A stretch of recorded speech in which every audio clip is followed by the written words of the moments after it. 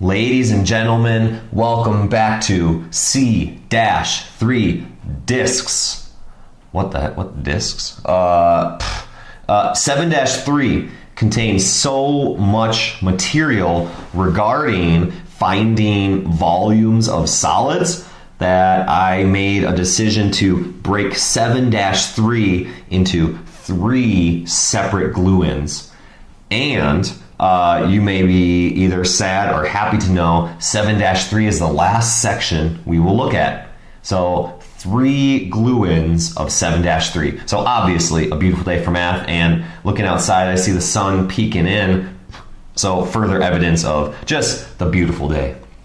So let's see what we got here. We have a solid lying between the planes, let's see, perpendicular to the x-axis at x equals 0 and x equals 4. So we have like the xy coordinate plane kind of there, hanging out there sideways. The cross sections perpendicular to the x-axis between these planes run from the negative version of the square root of x to the positive version of the square root of x. Find the volume of the solid if these cross sections are circular discs with diameters in the xy plane. So we have this kind of like moundy cone volume here, and it's being contained by the square root of x and the line x equals 4.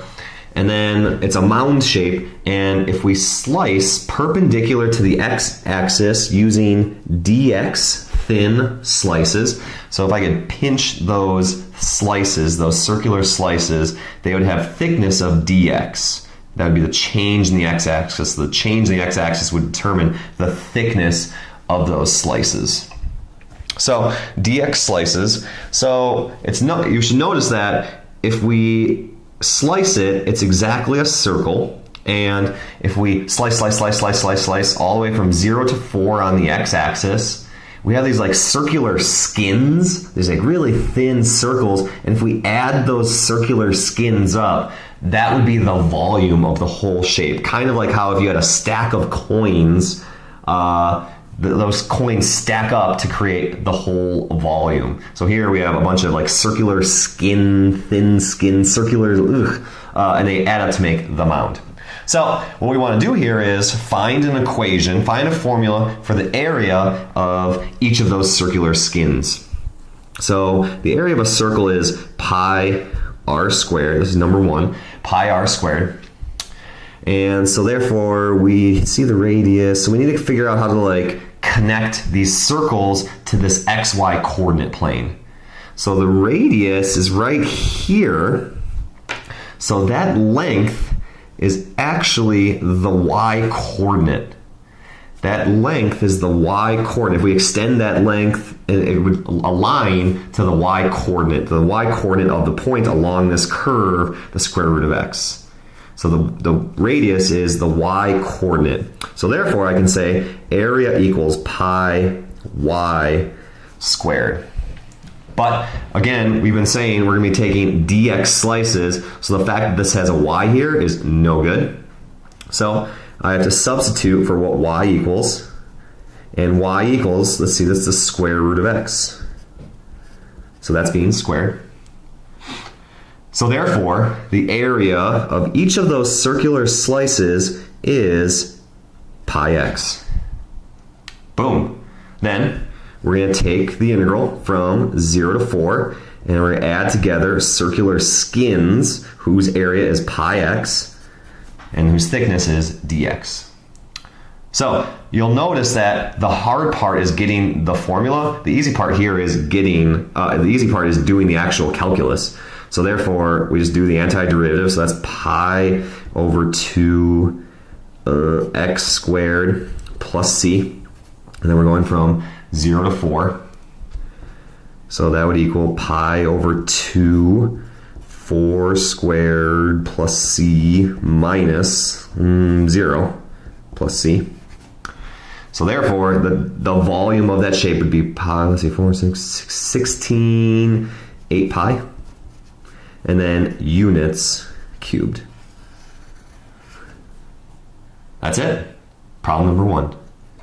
Page 2, problem 2.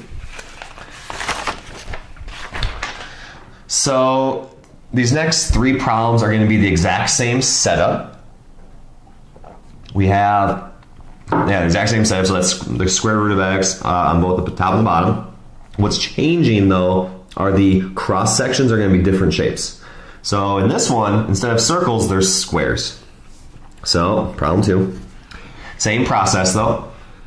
So okay, the area of a square is side length squared. So okay, what do we got here? So here is a side length. Again, you'll have to notice I'm highlighting this side length, not one up here, not one up over here. I'm highlighting this side length because that's what connects to the problem. That's what connects to this mathematical relationship that we have here. So that's always crucial. You can't just have some floating equation. It needs to be grounded to the actual math.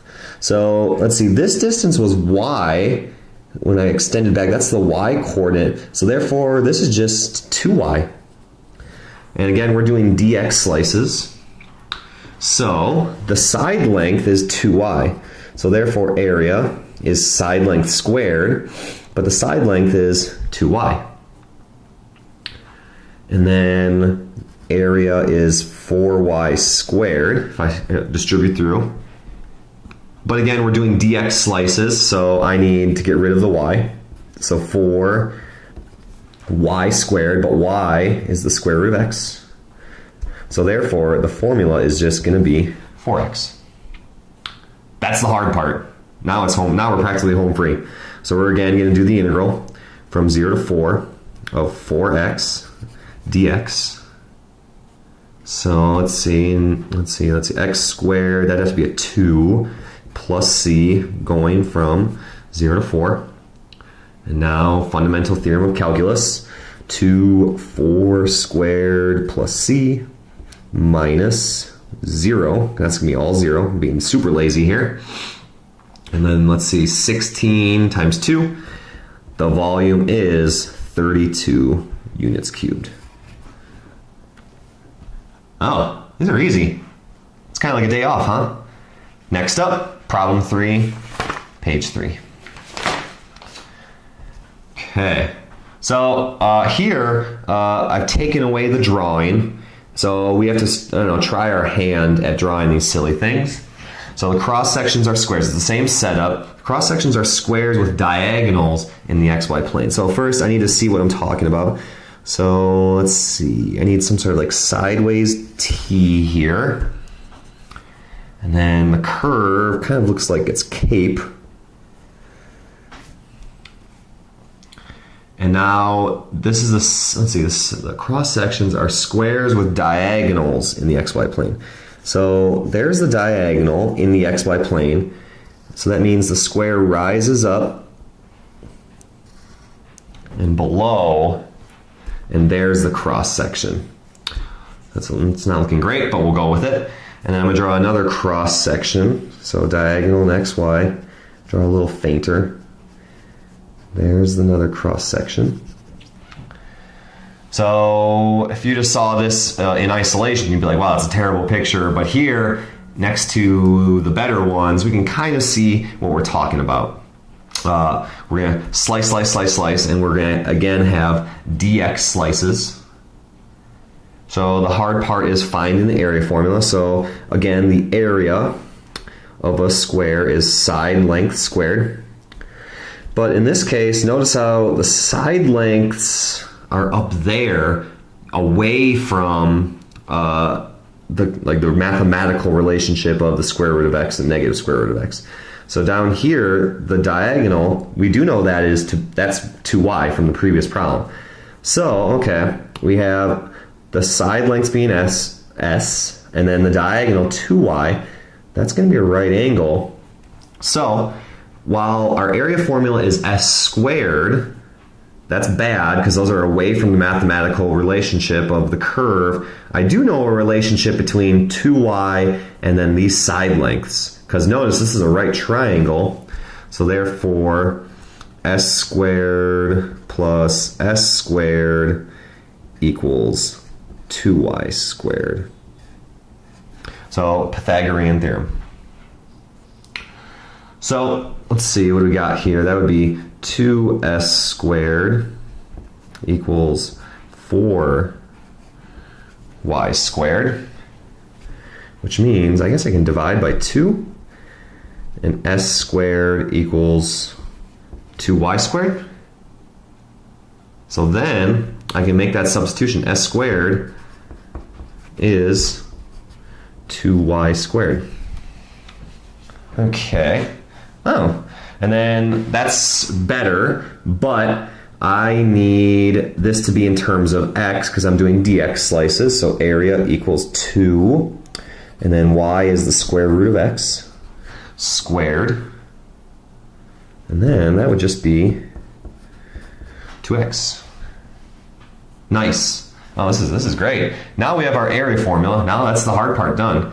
So now we're going to take the integral from 0 to 4 because we're slicing from 0 to 4. And we're adding together little skins of squares whose area, each of them is 2x. And the thickness is dx. So what we got here, this would just be x squared plus c going from 0 to 4. And then fundamental theorem of calculus, so 4 squared plus c minus 0 plus c. That's just 16 units cubed. Boom. Page 3, problem 3, done. Last one.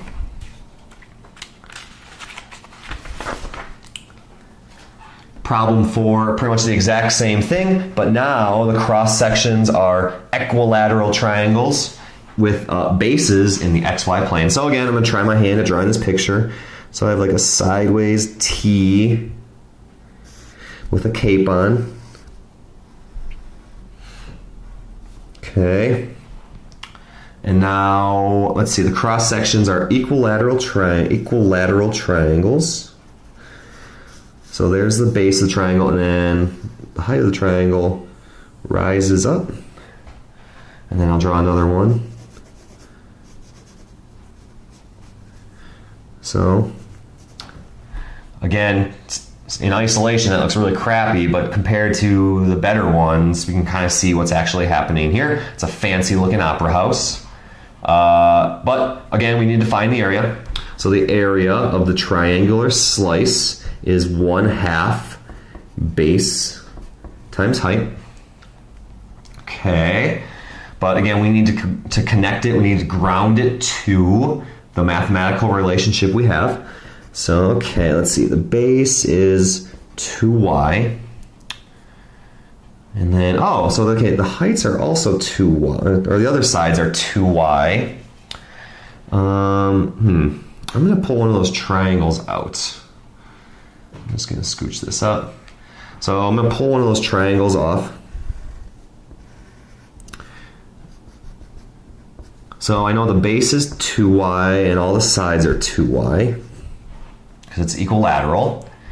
And we're missing the height because we need 1/2 base times height. We know the base is 2y. But then I'm missing the height. So, okay, I'm missing the height. So, okay, all right. I have a relationship with, I have a little right triangle here. Oh, okay, so that's one of the triangles. So that little length right here is y. So then that little right triangle, oh, the relationship is y squared plus h squared. That's not an h. Y squared plus h squared equals 2y squared. So I can solve for h now. So let's see, that'd be y squared plus h squared equals 4y squared. So I'm solving for h because I want h to be equal to something only in y's. So h squared equals 3y squared. So therefore, h equals the square root of 3y squared, which I suppose I could simplify and say h equals the square root of 3 times y, which I suppose is not too surprising if you're a master of your special right triangles but I just like to, I don't trust myself in these kind of situations, and I just do the long work. So h is the square root of y, square root of 3 times y, so I can plug in now into this formula. So h is the square root of 3 times y. Okay, so that means, let's see, a equal, let's see, those cancel. And so I would have y times the square root of 3 times y. Oh, but crap. We're doing dx thin slices again. So these y's are no good. So a equals and y equals, let's see, the square root of x. So then I have square root of 3 times square root of x if I substitute for y there. So then, let's see, I can put these all under one big square root because it's just multiply, multiply, multiply. So that would be 3x squared. So the area formula is the square root of 3 times x. Okay, now we're getting somewhere. So again, that's the area formula for one circular slice, one triangular slice. So we then are going to add together slices from 0 to 4, and each area is root 3 times x, and then they're dx thin. So now I do the fundamental theorem of calculus. So that would be root 3 over 2x squared plus c, going from 0 to 4. And I plug in. So let's see, square root of 3 over 2, 4 squared plus c minus, and then 0 again, thank goodness. So let's see, 16 divided by 2, that would be 8 root 3 units cubed. Boom. Volume of solids using disks. Again, that's just the first installment of 7-3. I have 2 more. Enjoy, and I'll see you soon.